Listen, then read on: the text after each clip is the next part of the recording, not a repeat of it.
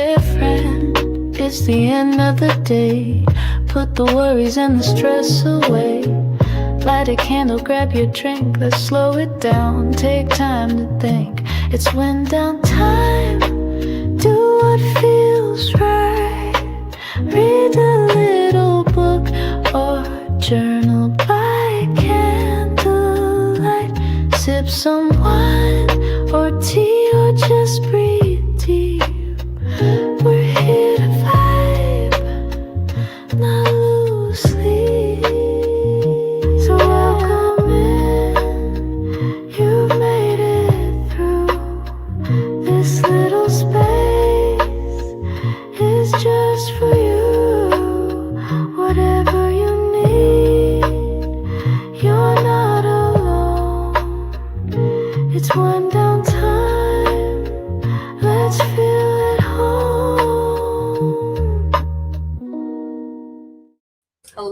Hello. Welcome to a Wind Down Wednesday.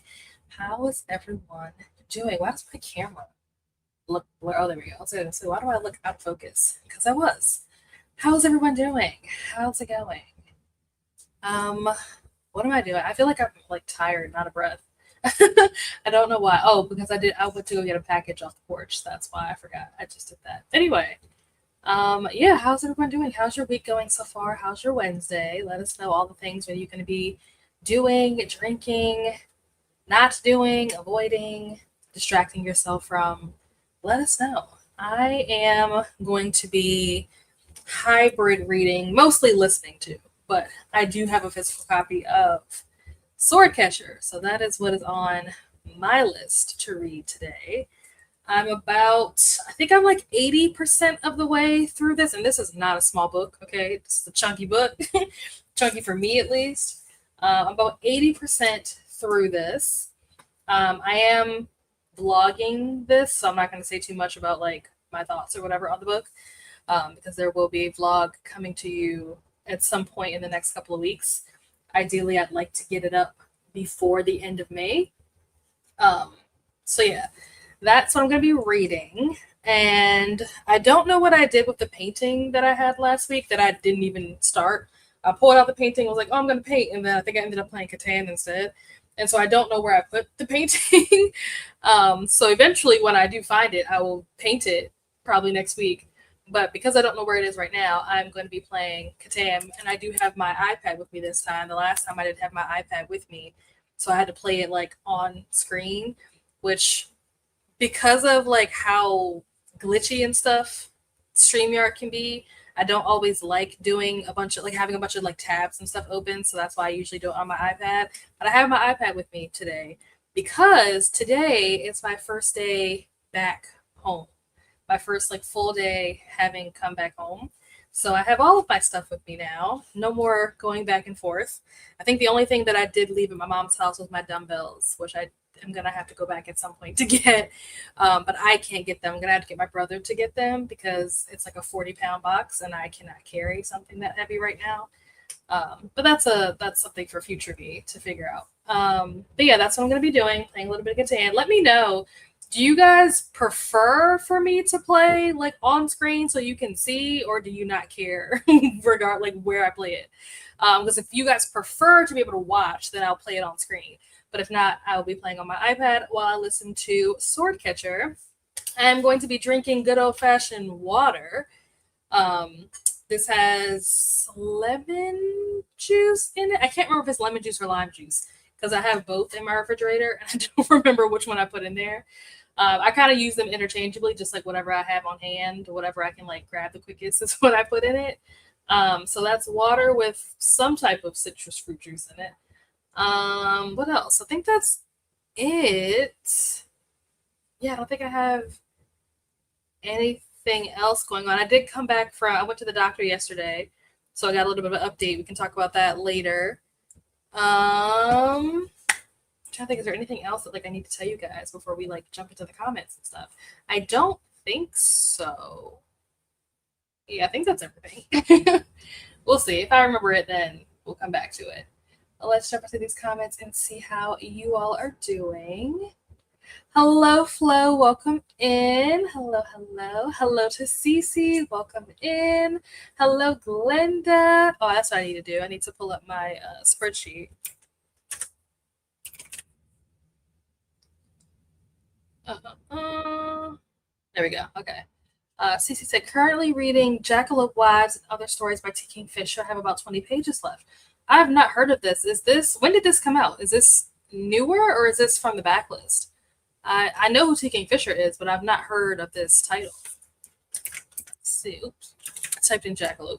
I meant to type in Cece. Did you finish Orbital? Jackalope Wives. I can spell. And other stories. It's funny because based on the title, before I saw the T. Kingfisher part, I thought that this was going to be like an Eric LaRocca book. I don't know why, but this title it gives Eric LaRocca vibes. Let's see. I'll be alternating my reads as usual. Is it Phi Hunter by Celine Goldenberg, Calabasas by Arthur Wong, Bodies of Work by Clay McLeod, is that how you say that? Chapman. I know what Catabasis is, or Catabasis. I've heard people pronounce it differently. I know what that is, but these other two are new. I've not heard of either of those. Did you finish The Heiress, and did you finish Silver Nitrate? Last Hunter and Catabasis. Oops. There we go. And Bodies of Work.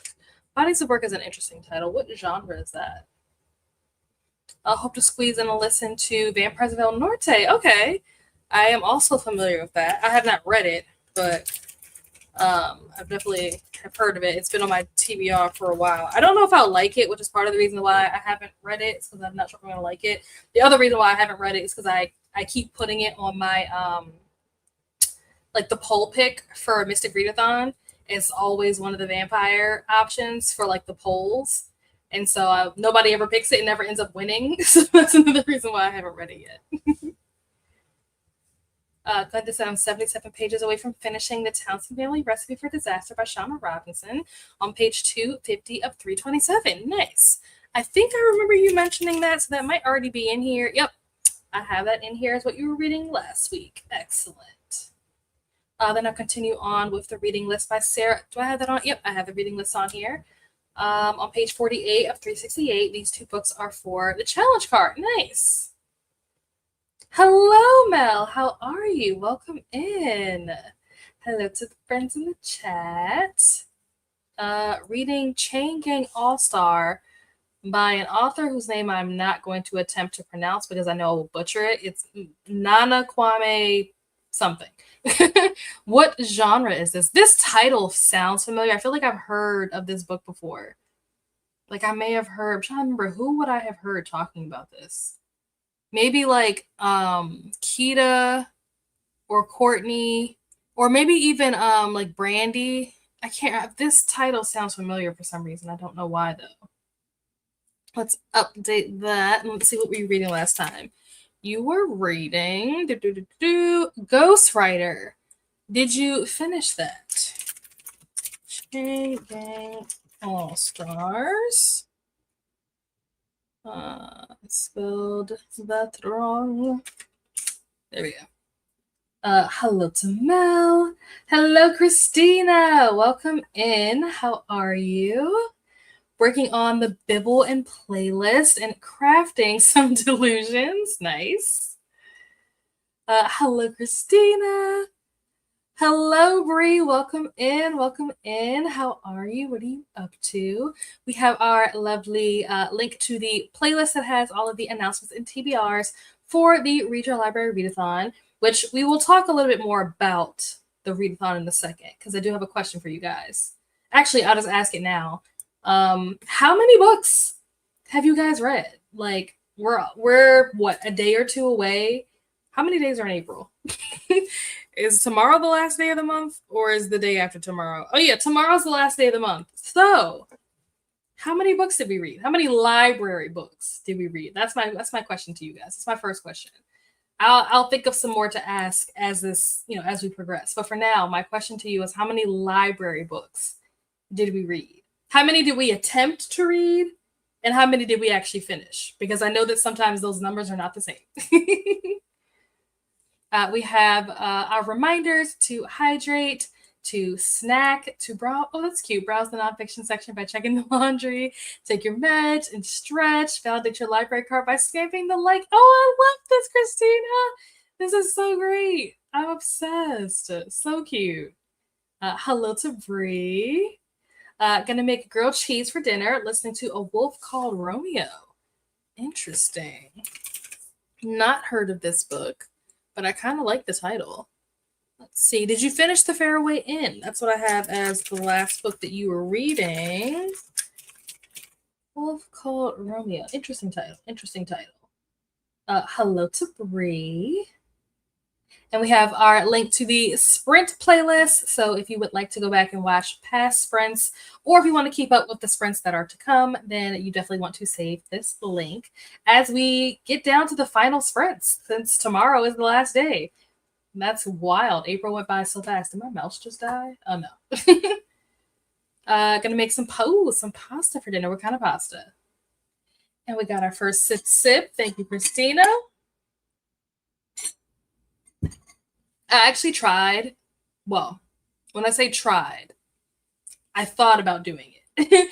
I tried to go to the store this past weekend on Sunday. Whoa, oh my gosh. I hate when this happens. I don't even know what I just did to make it do that just now. That's insane. Come on now. Get it together. Why is it not working? Bro. Okay, there we go. What was I saying? Oh, on Sunday, I went to, I tried to go to the store to get like the alcohol-free wine. And of course they were closed on Sunday, which I did not know. Thankfully, I didn't go out there just for that. I went out there for other reasons. And I was like, oh, since I'm like right down the street, like I'm going to go there. But then I looked it up and I was like, oh, they're closed today. So I still do not have any alcohol-free wine. So in the meantime, we must carry on with our water. I actually drank my coconut water already today. So kudos to me for actually getting that done before sprints. But I have not drank my bone broth yet. So I will probably do that, like heat that up during the first sprint. DNF. Okay, DNF Orbital didn't really want to continue, and I'm glad I didn't. From what I've heard from my classmates, it wasn't worth it. Oh, wow. Dang. Well, I guess you saved yourself some time. Did finish The Heiress. Excellent. Forgot I was reading Silver Nitrate. So no. That's hilarious. But it's horror. You have to let me know if you like it by the time you get to the end. I like a good like horror recommendation. I find that finding good horror books is hard. I mean, finding good books in general is hard, right? But like horror is like a particularly difficult genre, I feel like. Because a lot of times, because like body horror and like gore and stuff like that doesn't do it for me.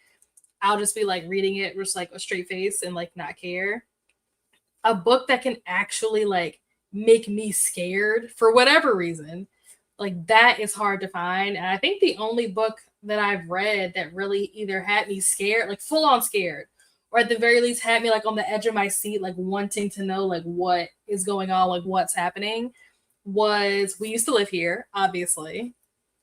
Which my library hold for The Caretaker came in, but I have a vlog that I have to do, so I can't read The Caretaker until I finish this vlog, and this vlog has like 10 books in it, so I'm only on book 3 of 10, so it'll be a minute before I can get to The Caretaker, but I'm very excited to read that.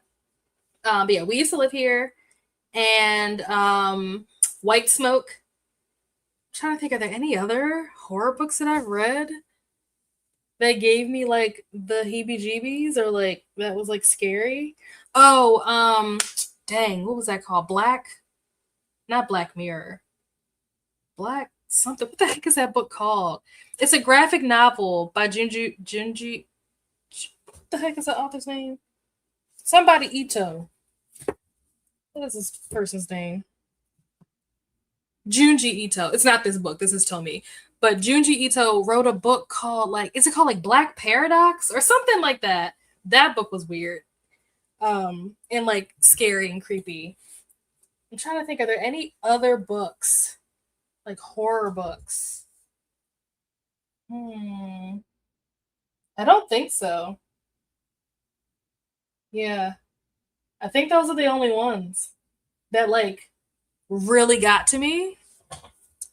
Um so yeah, it's hard. It's hard to find like good horror books. So let me know if this is a good one that you would recommend when you finish.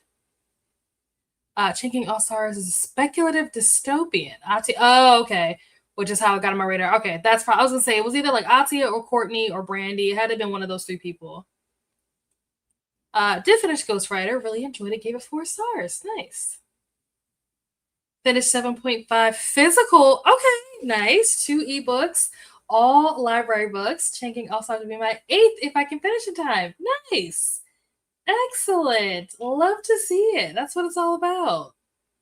Hello, Native Queen. When I picked up more books from the library.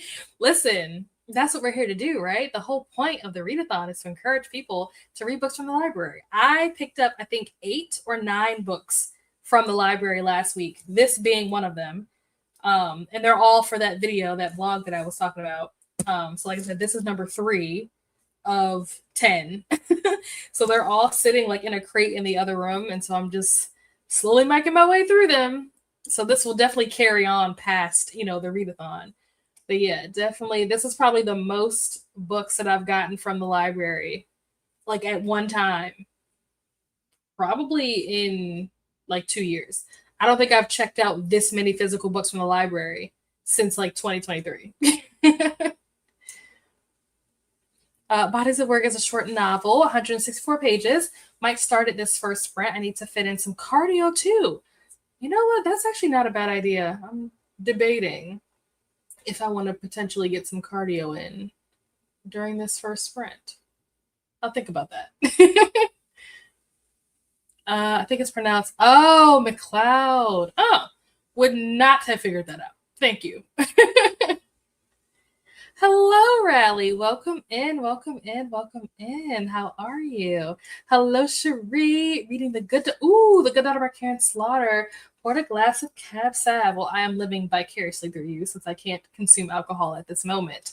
Living vicariously through you. The Good Daughter is actually, I think that's on my, is that on my wish list? It might be, but I'm trying to remember why it's on my wish list. Like, who told me about this book as to why I put it on my wish list? I don't know. I don't remember. I have books on my wish list that have been on there since like 2022, 2023 that I have no idea like how I even heard about the book in the first place. Good Daughter. Excellent. How's everybody else doing, like, as far as their library books? Mel is doing fantastic, amazing, incredible, living vicariously through her as well. Like I said, I have checked out 10. No, sorry. I checked out 8. Because there's 2 more that I need to check out. One is ready to be picked up. The other one is still like on hold, and I don't want to have to go to the library just to pick up one book when I know the other one is going to be coming in soon. So I'm waiting for that second one to come in before I go back, and I can pick up those last 2. So for now, I just have the 8.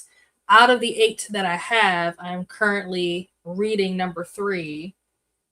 But I did read some other books before I checked out these physical books, because I read some or listened to some audiobooks through Libby, but I don't remember what the books were. So let's go back and look at my story graph to figure out what the heck did I read earlier this month. I read or listened to How to Kill a Guy in 10 Dates. Got that through Libby. And Now Back to You. Got that from Libby. And 3 Bags Full. I got that from Libby. Did I? Academy of Liars was in March. So yeah, 3 Bags Full. And Now Back to You. How to Kill a Guy in 10 Days. Those are the 3 that I did on Libby before I got the physical books, the 8 physical books that I got from the library. So I finished those 3 and then 2 physical ones, and this is the 3rd physical one. So if I can finish this by tomorrow, I will have finished 6 library books this month, which is not only like a milestone or like a big deal for me when it comes to like library books, especially like physical books. Y'all know that I very rarely read physical books, even though I have a whole bunch of them. Most of the time I'm listening to audiobooks. But the fact that I read like physical books, whew, but I read almost 6 books this month. Oh my gosh. I can't tell you the last time I read 6 books in 1 month. It probably was like September the last time I did that. Because after Mystic last year, my brain just like crashed out and was like, we're not doing that anymore. So I think that like the most that I've read has been like 3 or 4 books for the last couple of months. So to have done 6 in 1 month, who am I? I'm becoming a new person. Let's see. Felicity Karen. See, I haven't read anything from Karen Slaughter, but I want to. The Good Daughter is one, but what's the other? Oh, Pretty Girls. Pretty Girls is the other one. Both of those are books that I hear decent things about. I've also heard that, like, I guess there's some triggers or some like wild stuff happening in those books. But y'all know me. I don't like to read trigger warnings, so I'm just gonna go in and hope for the best. I have not participated in sprints in about 2 months. Most of my reads have been from the library. Nice. Excellent. That's wonderful. Thanks, Mel. Thanks. Yeah, I'm shocked. I was not expecting that number to be 6. I was like, oh, I've barely read anything. I've impressed myself. But I think part of the reason why I've read as much as I have is because of this vlog. If I wasn't doing this vlog, I probably would not have finished the book, the physical books that I did. I would still be on like book 1. But I'm like, ooh, I got to get this video out before June. So I got to get all these books read, get the videos edited and all that kind of stuff before June. So like that has lit a fire under me. That on top of the fact that I have had a little more downtime because I haven't been able to do as much with everything going on or whatever. So that has also worked in my favor when it comes to being able to read a little bit more. Will Trent. Oh, I've not heard of this. Huh. I'm gonna have to look into this. I've not heard of the book or the show. I'm not familiar with either one. I'll have to look that up.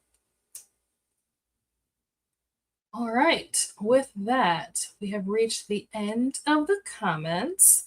We are going to jump into our first sprint as soon as I figure out where I put the timer.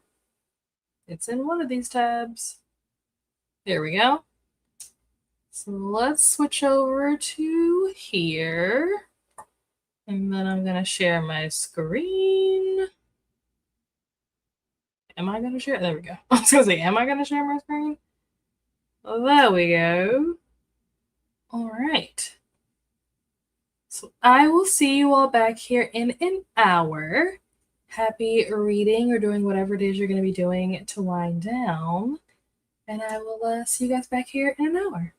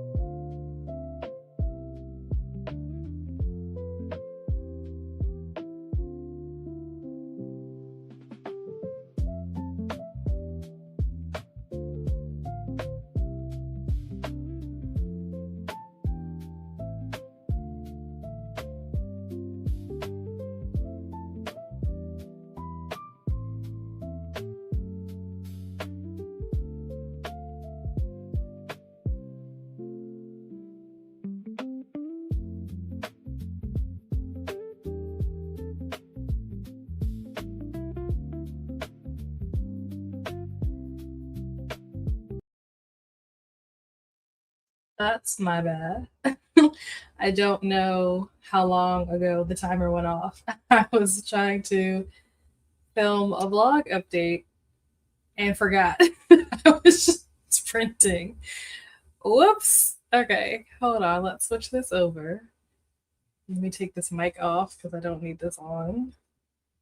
Turn this stuff off so the battery's not dying. Okay. How did everyone do? How did that sprint go? I don't know where my phone is, so I can't tell you how much I listened to during that sprint.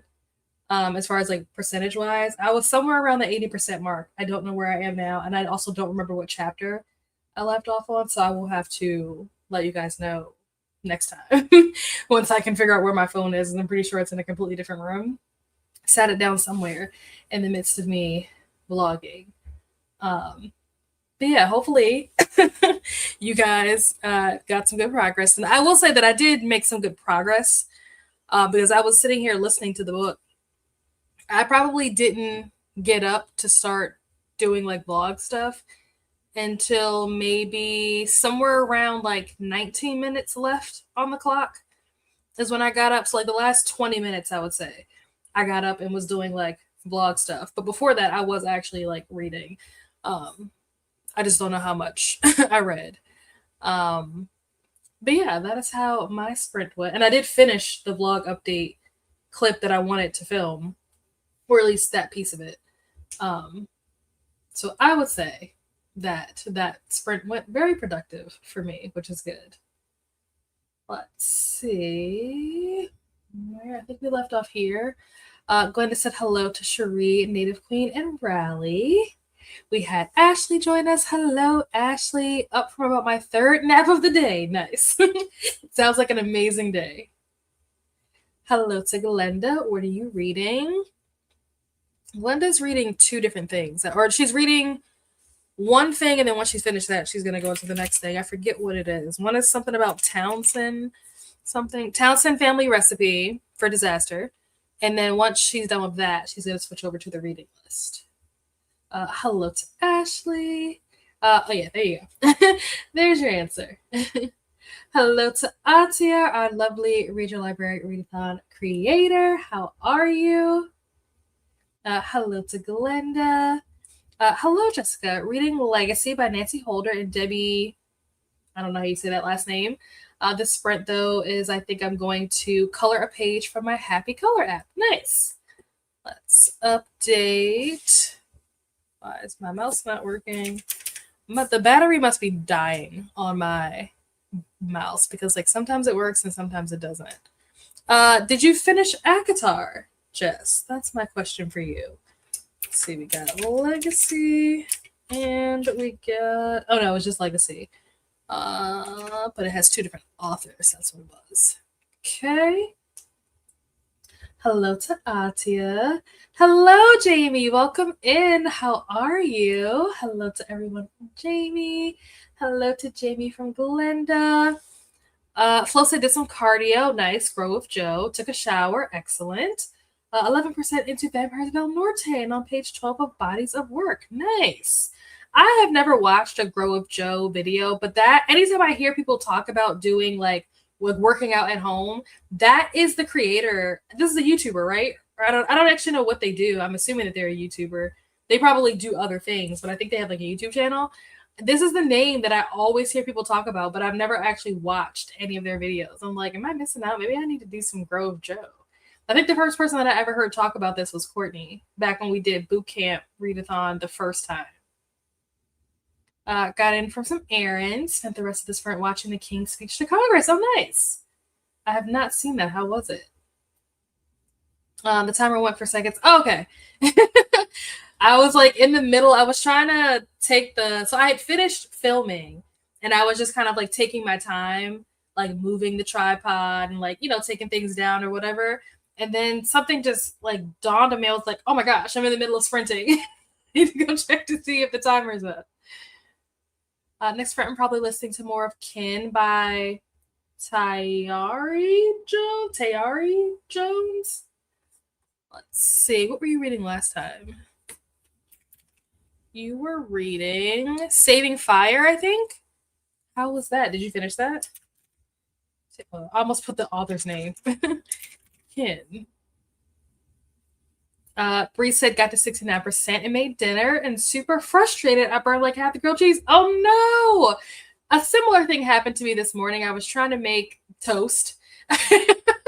It sounds so stupid when I say it out loud. I was trying to make toast, but I don't have a toaster. I have like one of those like 10-in-1 like air fryer things. And one of the settings on the air fryer is toast. I've never used that setting before until today. And I may or may not have overcooked the bread slices. No comment. Finished making dinner, got to 40 pages into Chain Gang All-Stars, had to switch to an audiobook for a bit while cooking dinner, so I also got to 80% in Dungeon Crawler Carl. Nice. Were you reading this book last time? No. Why do I feel like you read this book already? I don't know why I thought you already read Dungeon Crawler Carl. There we go. Did finish ACOTAR and loved it. I'm on hold for the second book to come in my library. Lovely. I'm so glad that you liked it. If you liked the first book, then I'm confident, hopefully I'm not wrong, but I'm confident that you'll like the second book. The question is whether or not you'll like the third book, because that's the book that people tend to like the least. I am in the minority because the third book is actually the book that I like the most. So we shall see. Keep us updated with your ACOTAR journey. Ken was so good. I've not heard of this before. Not until, it was mentioned earlier. Girl with Joe's on YouTube. She focuses on cardio and steps. Sometimes I see abs, but don't focus on those. I hear she's polarizing. Oh, interesting. I did not know about that part. The king was very proper, so all the bits our current regime might have issues with were so well and sedately stated. Will be interesting now to see all the reactions to it. Yes, very true. Mentioned getting the audiobooks during the Audible sale, so maybe that's where maybe I was gonna say, I feel like I thought you read this already, but maybe that's what it was. Maybe you were talking about getting it. The burnt toast theory was protected you from something. Maybe so. It wasn't like burnt to the point where like I couldn't eat it, but it was burnt to the point where it was not as enjoyable as it could have been or should have been. But now I have a better idea, sort of how to use that setting on my air fryer.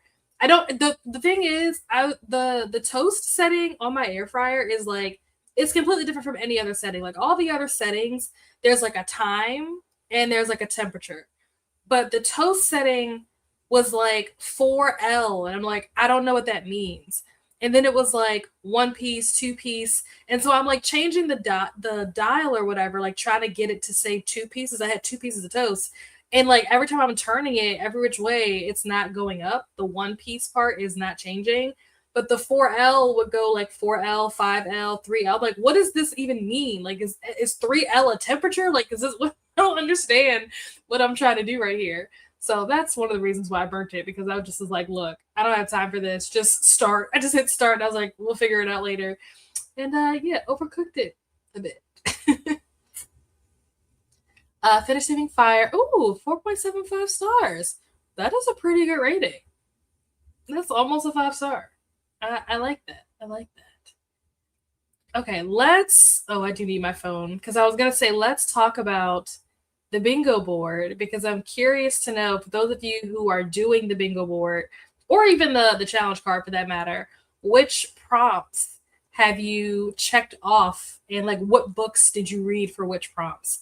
And while you guys answer that, I need to go grab my phone, because I don't know this information off the top of my head. I have it written down, so give me a second.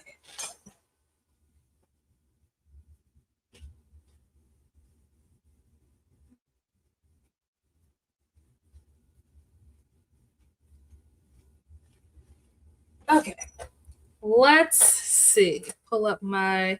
Oh, and I am at 87% in the book now. Chapter 23. Let me find my list. Where is the bingo board? Okay. I may need to rework this because I think I may have forgotten like which books were for what. But so the 7-word title, the book that I read for that was How to Kill a Guy in 10 Dates. For series starter, I could say Swordcatcher for that. Retelling. Oh, what was the retelling? Did I read it yet? I know I had something picked out, but I don't remember what it was. Originally, I was gonna read One for My Enemy, but then I ended up changing my mind, and I was like, actually, JK, no, I don't want to read that. Did I read a retelling? I thought I did. Huh. Because it said retelling or. Oh, I know what it was. It was one of the other books I haven't gotten to yet. I ended up changing the order that I was reading the books in. So originally, I think I was gonna read. I think it's Lore of the Wilds. I think that's. I think Lore of the Wilds is mythology, if I'm not mistaken. And the prompt is retelling or mythology or folklore. So I was gonna do Lore of the Wilds for that, and I am still gonna read that book. It just won't be before the month is over. So I guess I missed that spot. Set in another country. 3 Bags Full. I don't know what country that's set in, but I'm pretty sure it's not America. I'm pretty sure it's not. Because the people in the audiobook have like accents, so I don't think that that's set here. But I also read What Happens in Amsterdam. Like I finished that in April, so like worst case scenario, I could count that because that takes place in Amsterdam. What else? BIPOC Voices, Blood Moon. Definitely got that in. What else did I read? Did I read any new releases? Oh, I read what is that book called? And Now Back to You. That was a new release that came out in February, I think. I don't think I read anything under 250 pages. New to you author. Most of these books are new to me authors. I could even say The Wife Before, Shanora Williams. I've never read anything by Shanora Williams before. I don't think I read anything with a character name in the title though. I don't think. Yeah. Well, I could say Swordcatcher for that because it's not his name. Technically, his name is Kel, but like his title is Swordcatcher. So like, so yeah, there's some flexibility there. You know, I can rearrange these books in different spots, but yeah, that's how I managed during the bingo card. And I was gonna try to like double up and like use the books that I had for the bingo card and use some of those for the challenge prompts, but then I couldn't. I was like, I can't find enough books that will like fit both. So I failed in that respect. But I feel like the bingo board was a success. Did I black out the bingo board? No, I did not. But I at least completed, you know, the 5 in a row that I needed to complete. But I'm curious to know which prompts you guys read or which books you've read and for what prompts. Oops. Ella's probably like, oh, I would have never thought of that. Thank you for that, because that thought would have never crossed my mind. I thought it had to do with like level. I'm like level 4 what? Like, what are we talking about? Pretty sure I used Goodness of a River by Vish. I don't know how you say this name. Battelle for the retelling prompt. Oh, I've never heard of this. Goddess of the River. What is it a retelling of? Hello, Jen. I was at my library book sale. Nice. Got a Little League game when you started. Oh, and a Little League game when you started. I do want to finish Foul Lady Fortune tonight now that I'm home. Ooh, Foul Lady Fortune. Isn't that part of another series? That's part of is that part of something about Violent Delights or something? Is that somehow connected? I think it is. And I think it's called These Violent Delights. That's what it's called. That is one of the 8 books that I checked out from the library that is going to be going in this vlog. Haven't started it yet, but it's coming down the pipeline. Eventually, I will get to it. So yeah, you'll have to let me know. One, is These Violent Delights connected in any way to Foul Lady Fortune? 2, have you read these Violent Delights? And 3, did you like it? I forget how they work, but fancy toasters have a sensor in them to see how dark the toast is and stop heating it the correct color. Oh, wow. Once you figure out the settings, it may be nice. Huh. Yeah, I'm going to have to find the manual. I usually have like a folder where I keep all my manuals. So I'll have to dig through there to find the manual for the air fryer to figure out how to use the toaster setting. But that's really cool. Okay. Same world with side characters. Okay, cool.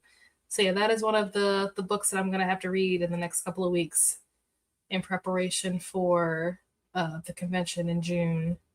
Hopefully I like it. Fingers crossed. I've heard mixed things, not mixed things about the book itself, but mixed things about whether people think I will like it. So I enjoyed this time. Never read the second book. Okay. Do you know how many books are in like the original series? So I'm assuming that like Foul Lady Fortune is part of like a spin-off series based on the fact that it's like the same world but like the side characters, so it's like a spin-off series. How many books are in the original series? I don't know if you know. I could look it up. But just out of curiosity, if you know off the top of your head. We're gonna go into our next sprint. I'm going to eat dinner. I need to go make dinner first, but then, eat dinner. Probably will listen to more of this book because I really want to try to get through this book. Like, best case scenario, I'd like to finish by Friday so I can move on to the next thing. So I'm going to try to push through this. Normally I would like watch something while I eat, but I think I'm going to listen to this book while I eat so I can try to hustle through it. But yeah, I'm gonna make dinner, eat dinner, probably gotta finish the laundry because by the time I finish eating, I'm sure the wash will be done. It'll be time to put the clothes in the dryer. So if I do not come back and tell you guys that I put my clothes in the dryer, somebody remind me to do that because it probably means I forgot.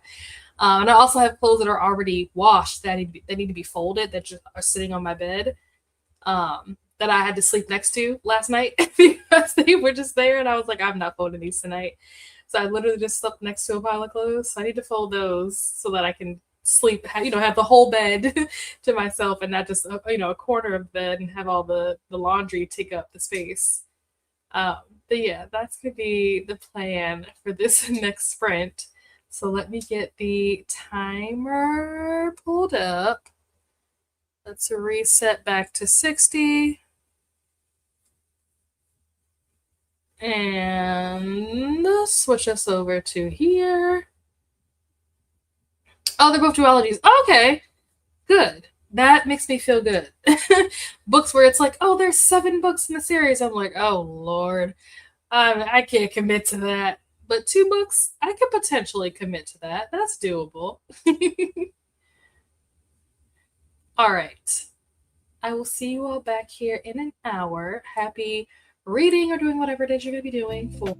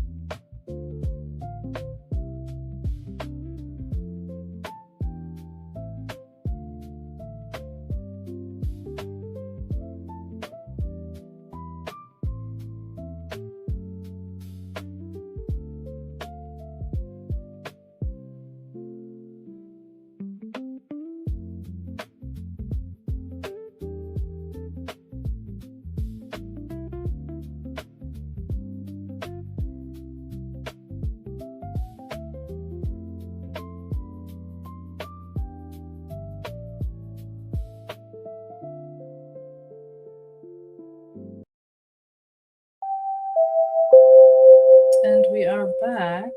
How did everyone do? How did that sprint go for everyone? What did you guys end up using that time to do?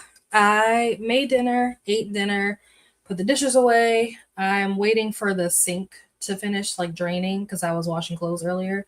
So the sink has to drain so that I can then connect the dishwasher so I can wash the dishes and then put the clothes in the dryer. So I'll do all of that on the next sprint. Hopefully the water is drained before the next sprint ends.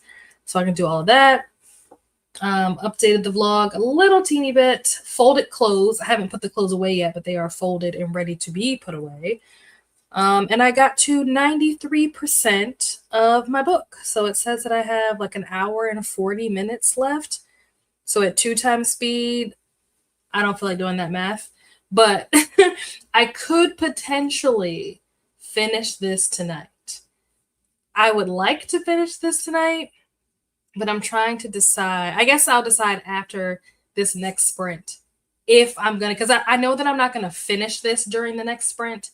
But if I like continue to read after we finish with sprints, if I like read more, then I probably could finish tonight. But I don't know if I'm going to have the energy to do that. I may fall asleep on it. And we're getting close to the end. And you know that with like fantasy books, all the juicy stuff happens at the end. So I don't want to miss anything. So we shall see what I end up doing about finishing this. Worst case scenario, I guess I'll just have to finish it tomorrow. But I don't want to get too close to the end and then have like 20 minutes left to finish tomorrow. Like that's dumb. So I'd rather have like, you know, a nice amount to do tomorrow and not just like a couple of minutes because that's pointless. So we'll see. We'll see. Where did I leave off? I think here. So as I said, I'm in the same boat with These Violent Delights. I'm actually planning on rereading it so I can read These Violent Ends this year. Oh, okay. Yeah, I've not read either, but I will be reading These Violent Delights in the next couple of. I'm trying to think where does it fall in the list? When am I reading it? I know it's not next. So I have Swordcatcher, and then there's 1, 2, 3, 4, 5. It's number 5. Not number 5 altogether, but like number 5 from where I am currently in the list. So it'll be a while before I get to that book. But like I said, I got to get through all of these before June. So we'll be flying through these pages. My Storygraph will be so pleased with all the books and all the pages that I'm getting through. If Storygraph is a person, they will be like, are you okay? How are you reading all this? Like you've barely read 5 books this whole year and you've managed to read 5 books in this 1 month. Like what's going on over there? Hello to Jen. Hello, Camilla. Welcome in. Hello to Camilla from Glenda. Got to 73% in Kin. Next sprint, I have to feed the cats and make more coffee. Nice. Got to 29% in Call Your Boyfriend by Olivia A. Cole and Ashley Woodfolk. What is this book about? I'm intrigued by this title. What is this? What is this about? What genre is this? I need to know more. Finished dinner, washed the dishes, listened to music, and got to 76% in my book. Nice. Very productive. Read at least 25 or 30 pages. Very good. Not exactly sure how much though. Hey, even if it's the latter, like that's still really good. 25 pages is great. Only got to page 32 in Bodies of Work. Well, you were on what, page 12 before? That's good progress. Have not read one bit, but I did browse books on Kindle for Kooky Readathon next month. Nice. That was a dinner and sending my hubby real the sprint. Hello, Lexi. Finishing up Queen of Shadows. I'm pretty sure I have that already in here because I think you were reading that last time. Let me make sure. Yes. Did you finish Deaths at the Door? I feel like I asked you this last week, but I don't remember what the answer was, and it's still on the list. I'm glad I'm not the only one who sends my 1,000 reels in a short burst of time. Hello, Alexi. It's the last book I need for my. Oh, nice for Queer Web. Excellent, excellent. Did you black out the whole board? It's the opposite. My husband sends me all the time on multiple platforms. He gets so annoyed, but I'm like, hey, you're my best friend. Who else I'm gonna send it to? That's so cute. He does the same, and I don't say nothing, but when I do it, it's a problem. Always, always. The double standard always exists. Uh, oh, good, good, good, good. Okay. Excellent. Very proud. Although I'm not surprised. I'm not surprised that you did. Did you also do the challenge card? Did you do all of those too? Okay, nice. 5 stars. Excellent. So we can take that off the list. Gave myself an extra challenge of not doubling up. Oh, nice. Even in hard mode, because why not? Oh, so I take it that means that you did do the challenge card as well. Hello, Steph. Currently trying to get my printer to print some planner templates. Have 2 months of wrap-ups to put together this weekend. Oh, sounds like you have a busy weekend ahead of you. Very exciting. Challenge card is complete as well. I'm not surprised by this. If you were anyone else, maybe I would be surprised. But because it's you, I'm like, yep, that's on brand. To have gone on hard mode and like blacked out the bingo board and did the challenge card, that's on brand. Finish the challenge card in a few spots on the bingo board, but not in an order that would get me bingo. That's the same thing I said. Like I did enough that if they were in the right order, they would be bingo. It's off by like 1. I got close though. I got close. And we all supported our library in the process, which I think is, one of the most important parts. We haven't done one of our self-care truth or dare sticks, so let's do one of those. Let's see what we get.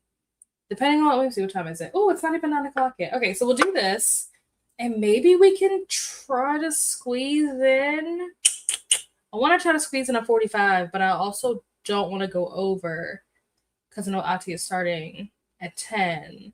We'll see. We'll play it by ear, but we're gonna try to do one of these. We're gonna do a 45. I am going to try to finish putting away the clothes, put the clothes in the washing machine, then the dryer, hopefully be able to start the dishwasher. And if I have time, do my skincare routine. So let's see.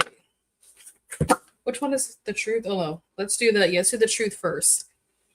The truth. Oh, this is interesting. Oh, yeah. We probably won't do a 45-minute. We might be, I don't know. We'll see where this question goes. We might be talking for a little bit. But the truth says, when was the last time you had a good laugh? When was the last time you had a good cry? The last time I had a good laugh? I don't know.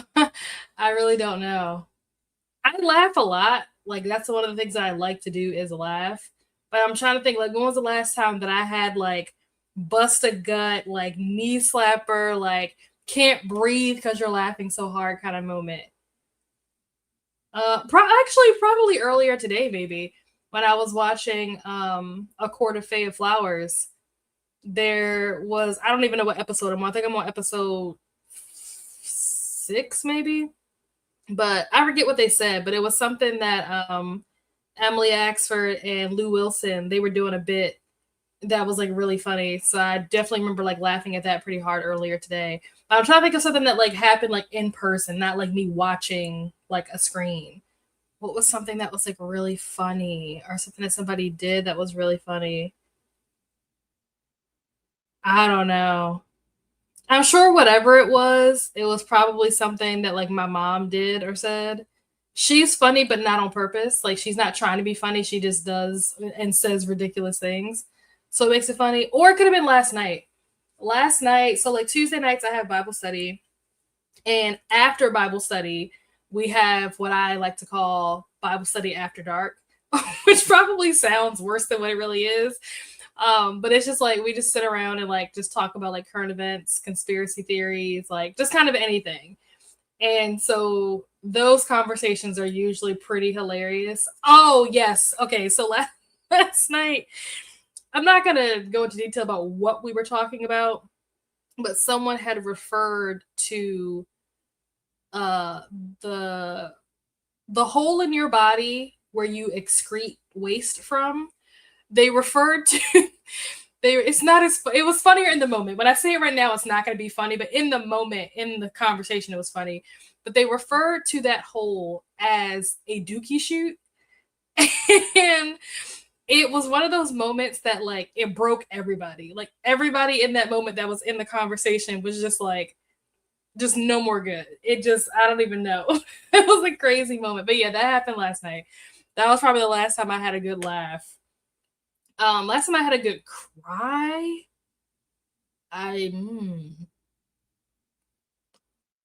maybe it would definitely within the last like 6 weeks I've cried. I'm just trying to remember when I cried. Like a good cry where you just like let it all out kind of cry. I don't know, probably like during a therapy session. It probably wasn't my last therapy session. It probably was the one before that.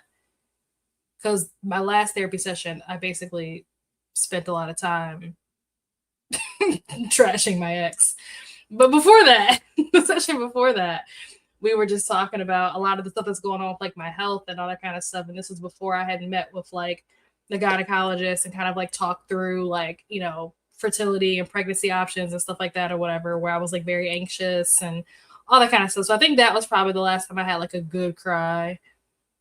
But yeah, I can't think of any other times outside of that. Yeah, so that's my answer. And let's see what the dare is. The dare says for the next week, get at least 15 minutes of fresh air every day. Take note of how you feel. This is a good dare, and this is a dare that I probably should do more often, like for more than just the next week. This is probably something that I should try to do like every day for the rest of my life if I can get outside and get fresh air. So I will try to do that. And 15 minutes is not like a hard lift, so I feel like I can try to make that happen. Let's see if any of you guys had answers to the truth question about when your last good laugh or good cry was. But yeah, that dookie shoot thing, that took everybody out. That was really crazy. She said that last night. I think one of the things that I find hilarious is when people say things that is completely unexpected, but like well timed, like somehow like perfectly timed, but completely did not see it coming. That is like my type of comedy. And her saying that was like perfection. Where did I leave off at? I don't even know where I just left off. Oh, I think here maybe. Mel said if I doubled up, I probably could do bingo, but I thought I was a true gangster and could do it without doubling up. That's hilarious. Yeah, if I doubled up, I probably could have had like a true bingo, but I was like, nah, I'll play it fair. I have to go. See you later, Jessica. Thanks so much for being here. See you next time. Hello to Steph. Glad to hear that I'm not the only one who sleeps with my laundry. Sometimes alone will have the bed in the guest room.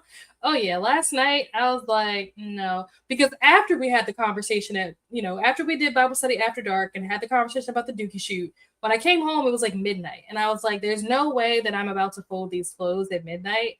I'm going to bed. So I just like try to push them over a little bit so I can have like a little sliver of the bed.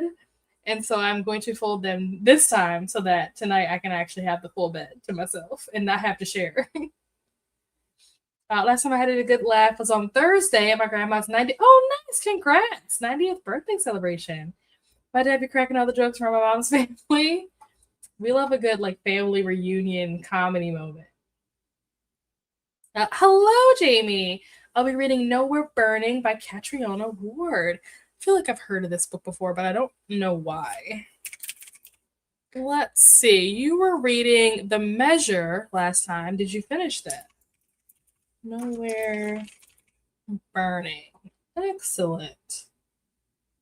All righty. Let's see what time is it. Okay, we're making good time.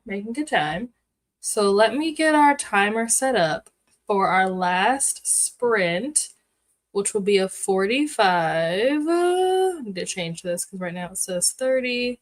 So let's change this to 45. And that should give us time to do a 45, come back, chat a little bit, and then head over to the next stop.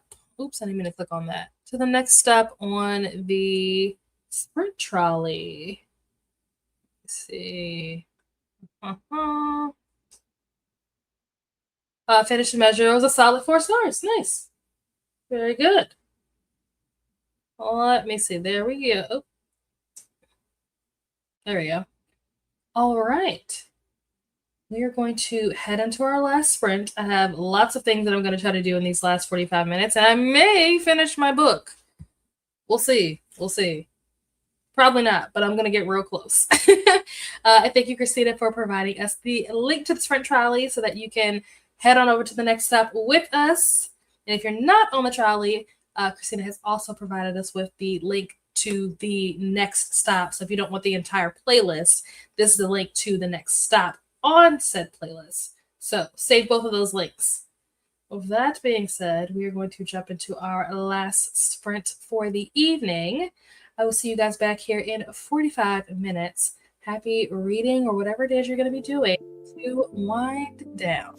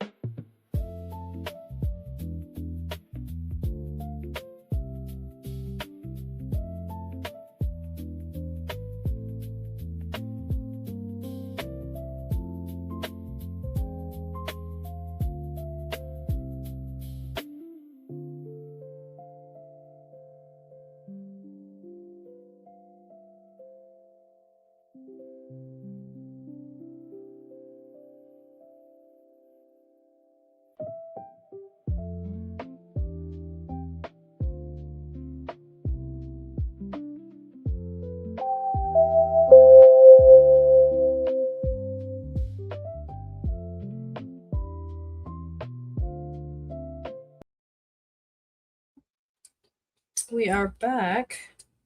How did everyone do? How did that last sprint go for everyone? What did you guys end up doing with that time? What did I do? I started the dishwasher, put my clothes in the washing machine, put away the clothes that got folded. What else did I do? Wash my face. I'm actually not finished. I still need to put on moisturizer, and put these away. But after that, I am done. Like all the stuff that I wanted to get done. Let me see how far into this book I got. How much time? I had 8 minutes left of this book. Oh my gosh. So yeah, I'm definitely gonna finish this tonight because it doesn't make sense not to. So as soon as we get done here, we're gonna head over to Atia's and I'm going to be finishing this book. And then once I finish this book, I'll go to bed. But like it does not make sense for me to go to bed now with 8 minutes left. So that's gonna be the plan for the rest of this night. But how did you guys do? How did that sprint go for y'all? Let's see. I think we left off here, I want to say. Hello to Jamie from Glenda. Hello, Jean. How are you? At 61% of Nepo. Were you reading this last time? Why does this title sound familiar?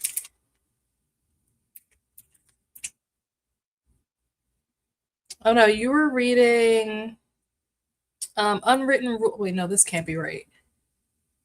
I don't know what happened. Were you reading this book last week? Were you the one that somebody was reading a book that was like about, it was like an arc that was about celebrities. Like there's no new celebrities, so they keep like cloning and like getting plastic surgery and stuff to make themselves like look like past celebrities or something. Was that Eugene that was reading that, or was that somebody else? Lexi has 35 pages left. Nice. Are you planning on finishing tonight? You're welcome, Christina. Thanks so much for being here. I hope that you have a wonderful rest of your night. Made it to page 63 and No We're Burning. Very nice. Hello to Glenda from Jamie. Now, set 50 pages into Chain Gang All-Star. It's a tough read, subject matter / gore, so I'm taking my time, but it's good so far. Okay. Did you already say what genre this was? Is this horror? Is that why it's like gory because it's a horror book? Interesting. I'm trying to think. My goal is gonna be, what does it say? Got to 83%, took out the trash, got ready for bed, watched a few TikToks. Nice. Yeah, as soon as we get out of here, I am going to finish putting on my moisturizer and finish these last 8 minutes, and then I'm also going to go to bed. Yes, okay, good. I was gonna say you're so close. You're so close, and you read super fast. I don't know if you're listening to it on audio, but like I know you listen to audiobooks at like 3 times speed. That's a tough read. I read it last year. Oh, maybe that's why it sounds familiar. Maybe Jamie also may have like mentioned that they were reading it last year because I was gonna say that title. As soon as you said it, I was like, wait a minute, I've heard somebody talk about this before. But yeah, my goal for this week is to finish editing the Magnolia Parks reading blog. That is like number one on my agenda this week is to finish that blog so that can go up hopefully this weekend, Sunday preferably. And then what is next? I think I have another video that I need to film. It might be a tag video that I need to film. Oh, just kidding. I think the tag, I guess I could do it in any order. The tag video technically is on my calendar for something that's supposed to come out this week, but I haven't even filmed it yet. So the chances of me filming it, editing it, and getting it out before the week is out is unlikely, but possible. So worst case scenario, like I said, my goal will be to either get the tag video or the Magnolia Parks vlog. One of those two. My goal is to get at least one of those out by the end of this week. And then whichever one doesn't come out this week will come out next week.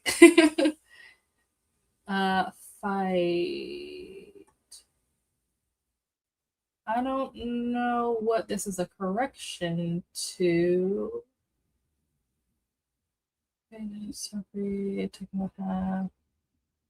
I'm not sure what this is a correction to, but okay. Oh, okay. I gotcha. So it won't be quite the 3 times speed, but I still think that you can for sure get this done tonight. This is a good question. How did you end up liking Chain Gang All Star, Jamie? What did you rate it? What did you think about it? Let us know. But yeah, Christina gave us the link earlier. We are headed over to Atia's sprints, which will be starting in 5 minutes. So here is the link right here. If you haven't already, saved it, pinned it, whatever, bookmarked it, there's the link. So head on over to the next stop if you are continuing to read. If you will not be continuing on with us, have a wonderful rest of your day. If it's daytime where you are, or night, if it's nighttime where you are, have a great rest of your week. And I will see you guys somewhere else. I'll probably pop into the comments tomorrow. I'm assuming that there are going to be, I haven't checked the schedule, but I'm assuming that there's going to be like closeout sprints happening tomorrow. So I will hopefully be able to pop in and see you guys there. But if not, like I said, have a great rest of your week. You're welcome. You're welcome, Bree. I thought it was really well written. The whole book angered me, but it should. Love the 2 main characters. Okay, this is a good review. Listen to Vampires Val Norte as I played a game on my phone. Was hoping to read bodies of work in one sitting. Didn't happen. Hey, sometimes it happens, sometimes it doesn't. But you got some good reading done, and you played a game and got to decompress a little bit. So that's what's important. You're welcome. Thanks so much for being here. I think my feelings will end up being the same. I can see that. Have a good night, Blow. You're welcome, Jamie. And yeah, have a wonderful night, everyone. And I'll see you guys next time. Same place, same time for more Wind Down Wednesday next Wednesday at 6 p.m. Bye.